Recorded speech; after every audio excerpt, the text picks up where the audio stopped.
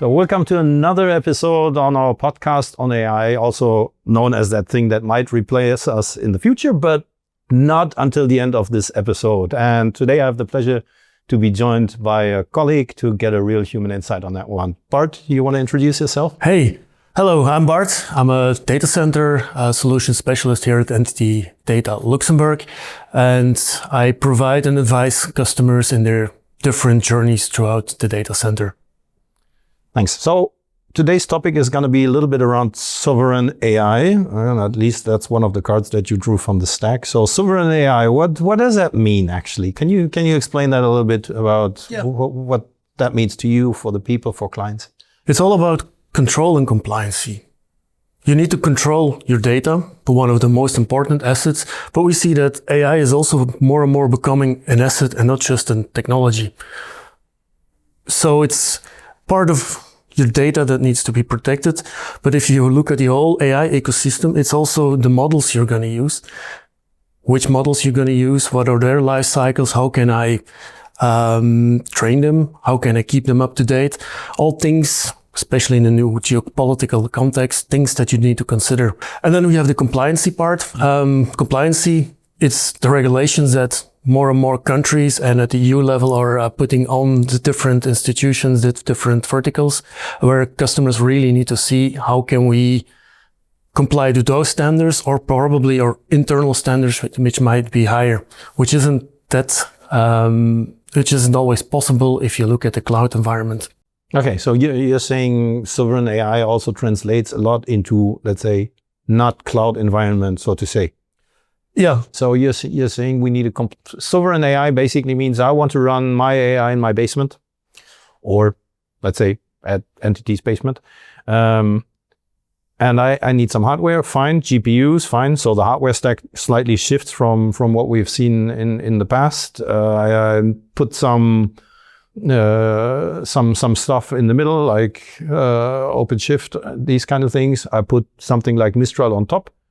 What about the approach? Is that one size fits all? Or is it like, oh, here you go, or you need some AI and here's the standard stuff like aspirin or? No. It depends on the use case, of course. A hospital doesn't need an AI that can write poetry. Mm-hmm. They probably need an AI that can scan X-rays very fast and accurate. And it's an whole other approach than when you are using those specialized language models for other use cases. So it depends. And I like to say, think big, but start small and scale fast. We worked out some t-shirt sizes for our customers where you can start small, or depending on the use case, maybe already a little bit bigger.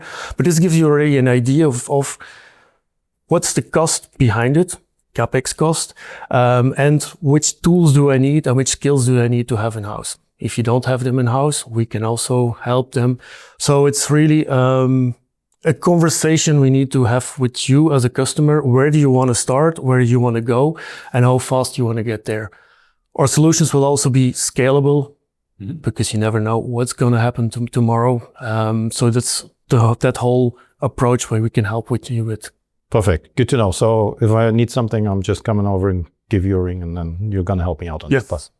Now, but let me ask you another question. So, because in case I don't want to really run it in my basement, not that I don't trust my basement, but like maybe I don't want to take the full leap of faith and put a large machine in there because I'm just running some pilots.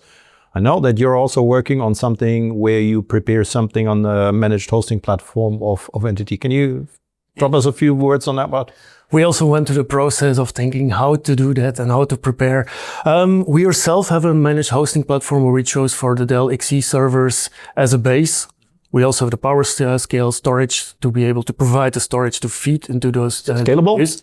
And it's scalable because we as well in the future want to be able to not only have the newest technology, but also maybe the bigger models. So this is really designed to be scalable. Yes. And that's the PSF compliant hosting. Indeed. Platform. So we have it in our data centers, which makes it possible to really have guardrails around your data and use your data to train the AI or use the AI for your business purpose.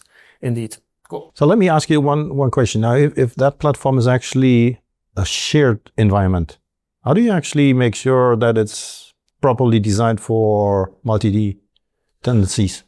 Well, we designed it with a hope for the best, but prepare for the worst approach, where we really looked at separating not only within a company between teams, but also between the companies. So we can really slice up the GPU. We can really make sure that the data is doesn't touch any other data. There is no way that people can go from one side to the other. So all those compliancy features are built in. OpenShift does a big part of that, so that we can really separate each customer from each other. That way, you're assured as a customer that your data is only being used on your part of our hosting platform.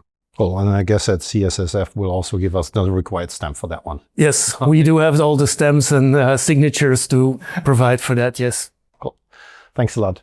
So that's it all for today, folks. Well, I can assure you no human was replaced by AI during this episode.